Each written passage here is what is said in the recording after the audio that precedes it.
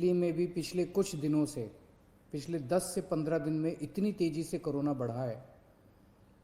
दिल्ली में ये चौथी वेव है। इसके पहले 3 वेव्स दिल्ली के अंदर आ चुकी है और हम सब दिल्ली वासियों ने मिलके उसका बड़े अच्छे से मुकाबला किया और वो ठीक हो गया। अब ये चौथी वेव आई है जो बेहद ख़तरनाक है, बहुत तेज़ी से बढ़ रहा है। इतना तेज़ी से बढ़ रहा है कि बहुत सारे लोगों की समझ के बाहर है। जैसे कुछ दिन पहले तक, मिड मार्च तक लगभग 200 से भी कम केस प्रतिदिन आने चालू हो गए थे, इतना कम हो गया था। और कल के 24 घंटे की जो रिपोर्ट अभी थोड़ी देर में आज शाम तक पब्लिश होगी, दिल्ली में 10,732 केस पिछले 24 घंटे में आए हैं। 10,732 केस पिछले 24 घंटे में। उसके पिछले 24 घंटे में 7,900 केस आए थे। उसके पिछले 24 घंटे में 8,521 केस आए थे। मतलब आप देखिए कि पिछले 3 दिन के अंदर ही कितनी तेज़ी से बढ़े हैं। पहले 2 दिन लगभग 8 साढ़े 8 हज़ार केस थे और कल 24 घंटे में 10,732 केसेस आए। इसके ऊपर स्थिति बेहद चिंताजनक है, इसमें कोई दो राय नहीं है। लेकिन आपकी सरकार पूरी तरह से स्थिति पे नज़र रखे हुए, मैं स्वयं इसके ऊपर नज़र रखे हुए हूँ और जो भी करने की ज़रूरत है हम वो सब कर रहे हैं, सबका सहयोग ले रहे हैं। इस वक्त हम मोटे मोटे तौर पे 3 स्तर पे काम कर रहे हैं। एक है कि किस तरह से कोरोना को फैलने से रोका जाए। इसमें ख़ास तौर से सरकार अकेले बहुत कुछ नहीं कर पाएगी। दिल्ली वासियों को, आपको सबको इसमें सहयोग देना पड़ेगा। आपने पहले भी बहुत सहयोग दिया, हर बार सहयोग दिया। हर बार जब भी वेव आई, दिल्ली के लोगों ने बढ़ चढ़ के सहयोग दिया, किसी और के लिए नहीं। हमें अपने लिए, अपने स्वास्थ्य के लिए, अपने परिवार के लिए बढ़ चढ़ के कोरोना के सभी प्रोटोकॉल्स फॉलो करने पड़ेंगे। अपनी सेहत अपने हाथ है। अगर हम, अपनी सुरक्षा अपने हाथ है। जो 3 चीज़ें बार बार बोलते हैं, मास्क पहन के रखिए, सोशल डिस्टेंसिंग कीजिए और बार बार हाथ धोते रहिए। इसमें एक चीज़ और ऐड कर लो कि घर से तभी बाहर निकलेंगे जब बहुत ज़रूरी होगा। कुछ दिन की बात है, मुझे पूरी उम्मीद है जैसे पिछली 3 वेव चली गई वैसे ये चौथी वेव भी चली जाएगी। तो अभी फ़िलहाल ज़्यादा से ज़्यादा कोशिश करें कि घर पे ही रहें, घर से बाहर तभी निकलें जब बहुत ज़रूरी हो। हम लॉकडाउन नहीं लगाना चाहते, लेकिन कल सरकार को मजबूरीवश कुछ रिस्ट्रिक्शंस के ऑर्डर किए गए हैं। जैसे बसों में अब 50% लोग बैठ सकेंगे, मेट्रो में 50% की ऑक्यूपेंसी हो सकती है, बार्स रेस्टोरेंट्स के अंदर 50% की हो गए। इस तरह से कुछ कई सारे रिस्ट्रिक्शंस कल लगाए गए हैं। आप ही के लिए लगाए गए हैं, आप ही की सेहत के लिए, आपकी सुरक्षा के लिए लगाए गए हैं। आपसे अपील है कि उनको सबको अच्छे से फॉलो करें। तो एक तरफ हम कोरोना को रोकने की कोशिश, स्प्रेड को रोकने की कोशिश कर रहे हैं। दूसरी तरफ इतनी तेज़ी से जब कोरोना के मरीज बढ़ रहे हैं,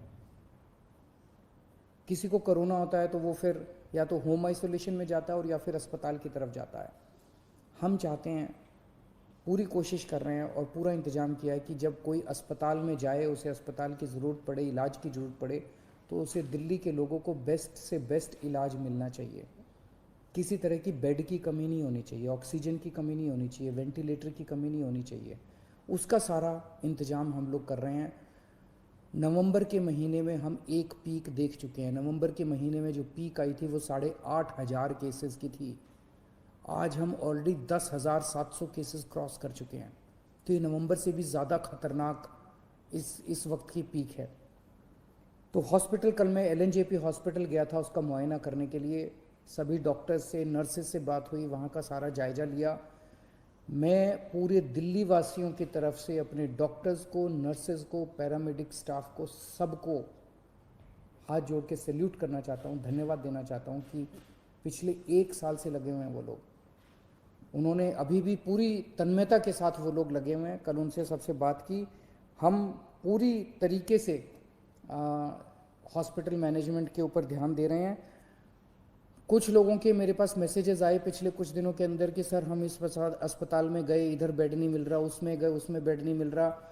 वो ऐप जो हमने हॉस्पिटल बेड्स का जारी किया था कुछ महीने पहले, पिछली जो पहली वेव आई थी जून के महीने में, 6 महीने पहले, वो ऐप आज भी काम कर रहा है।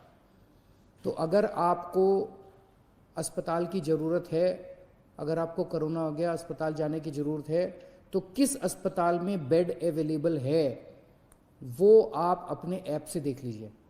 ऐप, सारे लोग ऐप डाउनलोड कर लो और उस ऐप से आप लोग देख लीजिए कि किस अस्पताल में बेड की ज़रूरत है और कहाँ। तो सीधे मरीज को उधर ही लेके जाओ, एक अस्पताल से दूसरे अस्पताल में जाने की जरूरत नहीं है, पहली चीज़। दूसरी चीज़,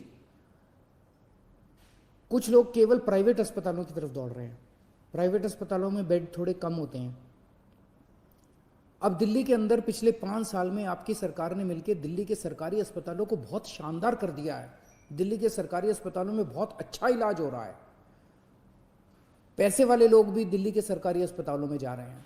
मेरी आप लोगों से निवेदन है कि सब लोग प्राइवेट अस्पतालों की तरफ मत दौड़िए। सरकारी अस्पतालों में जाएंगे, वहाँ भी आपको अच्छा इलाज मिलेगा। सरकारी अस्पतालों में भी आप जा सकते हैं। अगर आपका ऐप दिखाता है कि सरकारी अस्पताल में बेड खाली है तो सरकारी अस्पताल में जाइए, लेकिन अस्पताल में तभी जाइए जब आपको ज़रूरत हो। अगर सब लोग अस्पतालों की तरफ दौड़ने लग गए, अस्पताल कम पड़ जाएंगे। अगर सब लोग अस्पतालों की तरफ दौड़ने लग गए, बेड कम पड़ जाएंगे, आईसीयू कम पड़ जाएंगे, वेंटिलेटर कम पड़ जाएंगे। तो अगर आपको अस्पताल की ज़रूरत है तभी अस्पताल में जाइए, वरना होम आइसोलेशन में रहिए। अस्पताल के बेड केवल सीरियस मरीजों के लिए रहने दीजिए। अगर आप एसिम्टोमेटिक हैं, अगर आपको सिंपल सिम्टम्स हैं, ज़्यादा बीमारी नहीं है, और अगर आप अस्पताल चले गए तो आपने एक बेड ऑक्यूपाई कर लिया जबकि आपका घर पे इलाज हो सकता था। और अगर कोई सीरियस मरीज आता है अस्पताल के अंदर, उसको बेड नहीं मिलेगा, उसको बाहर वेट करनी पड़ेगी, उसकी मौत हो सकती है, सीरियस मरीज की मौत हो सकती है, उसको अस्पताल की ज़रूरत है। इसलिए मेरी हाथ जोड़ के सबसे विनती है कि कई लोग मैंने देखा वो कहते हैं जी मैं तो अस्पताल जाके एडमिट हो जाता हूँ, घर में दूसरों का ना हो जाए। घर के अंदर होम आइसोलेशन कीजिए, हमारी टीम आपके घर आएगी, आपको सारा गाइडलाइंस वगैरह सब बता देगी, ऑक्सीमीटर दे के जाएगी, आपको बता देगी कैसे होम आइसोलेशन करना है, आपके साथ हम संपर्क में रहेंगे। दिल्ली के अंदर दुनिया का सबसे बेहतरीन होम आइसोलेशन का प्रोग्राम चल रहा है, उसका फ़ायदा उठाइए आप। तो इसमें आप सब लोगों की मेरे को सहयोग की ज़रूरत है कि जब तक अस्पताल में जाने की ज़रूरत ना हो, अस्पताल मत जाइए। अस्पताल के बेड सीरियस मरीजों के लिए खाली रखिए, ये सबसे ज़रूरी है इस टाइम। अपने को हॉस्पिटल मैनेजमेंट सबसे ज़रूरी है।